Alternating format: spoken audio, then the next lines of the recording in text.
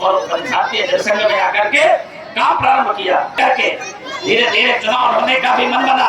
पहला चुनाव लड़े, चुनाव हार जाते हैं। दूसरे चुनाव 1957 में उत्तर प्रदेश की उस धरती से, बलरामपुर से चुनाव जीत करके सरदार अटल बिहारी वाजपेयी जी जीत करके जाते हैं। एक नई गौरव गाथा लिखने का काम प्रारंभ कर देते हैं सदन के अंदर। कैसे सदन की प्रतिबद्धता रहना चाहिए, कैसा सदन का आचरण होना चाहिए, पहला सांसद करता है उस समय के तत्कालीन प्रधानमंत्री भी माननीय अटल बिहारी वाजपेयी जी की प्रशंसा पूरी ढंग से करते हैं। आगे का कालखंड बड़ा 1968 का समय आया और अटल बिहारी वाजपेयी जी राष्ट्रीय अध्यक्ष हो जाते हैं। उसके बाद संगठन का विस्तार प्रारंभ कर देते हैं। सदन में हमारी पार्टी के भी विचारधारा के सांसद पहुंचना प्रारंभ किए। अंत में 1978 का समय आया। 1978 में कांग्रेस की सरकार गई। उस निरंकुश सरकार का 1975 में इमरजेंसी लगा करके इंदिरा जी ने गलती की थी। उस समय देश एकत्रित हुआ और मोरारजी देसाई जी के नेतृत्व में सरकार बनती है भारत की और अटल बिहारी वाजपेयी जी को पहला विदेश मंत्री बनाया जाता है। जब माननीय अटल जी विदेश मंत्री होकर के भारत की पर जाते हैं, जो आज आपका डंका बज रहा है, विदेश में वही डंका अटल बिहारी वाजपेयी जी ने बजाया था। उस समय भी भाषण काहे में दिया था, तो हिंदी में भाषण दिया था। हमारा परिवेश कैसा होना चाहिए, हमारा देश कैसा होना चाहिए, तो सरदार अटल बिहारी वाजपेयी जी धोती कुर्ता और जैकेट में पहन करके विश्व की धरती पर भारत माता की जयगान करने के लिए चले जाते हैं। 1978 की सरकार के बाद वो सरकार चली जाती है। 1980 का कालखंड आया।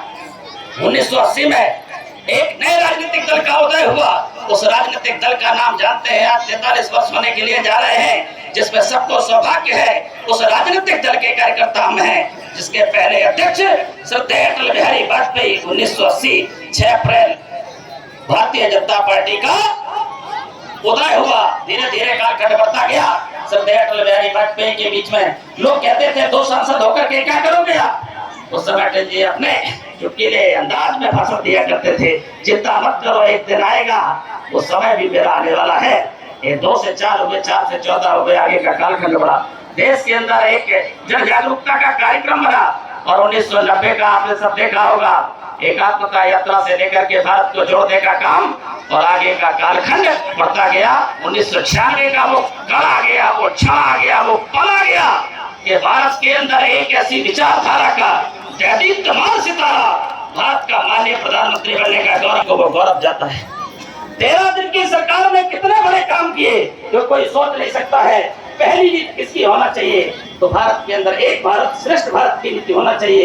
एक भारत क्या है, तो कश्मीर से लेकर के कन्याकुमारी, अटक से लेकर के कटक एक हमारा भारत है, इसलिए माँ का हमारा दर्जा है।